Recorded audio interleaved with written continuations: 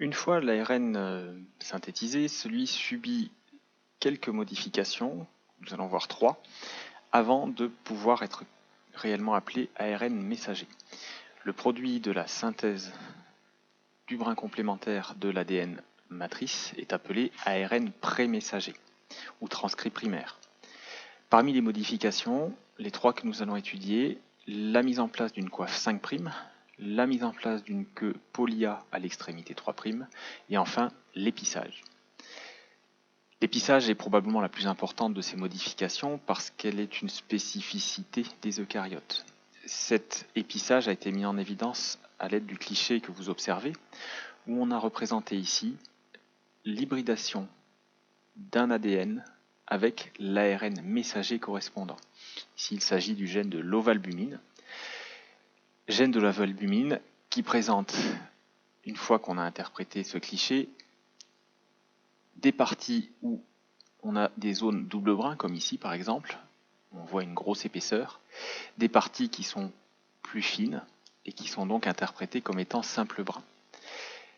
Ce que l'on sait, c'est que l'ADN correspondant à cet ARN messager est plus grand que l'ARN messager lui-même. On voit ici des boucles, par exemple celle-ci, puisque l'ADN est plus grand que l'ARN, on en déduit qu'il s'agit ici de boucles d'ARN simple brin. Au contraire, ces parties qui sont double brin sont des hybrides entre ADN et ARN, qui seraient donc complémentaires. L'analyse complète de cette électronographie met en évidence que l'ARN messager, ici que je repasse en rouge, est en effet beaucoup plus court que l'ADN, lequel, si je repasse en orange, ici, présente de grandes boucles qui sont présentes dans l'ADN mais absentes dans l'ARN. Ces boucles, qui sont éliminées lors de l'expression de l'information génétique, sont appelées introns.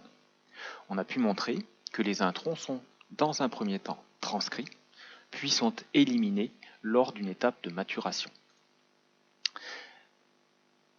Les étapes de cette maturation. Donc on retrouve ici la partie qui a été transcrite sur l'ARN messager avec une alternance entre exon, E, et intron, I.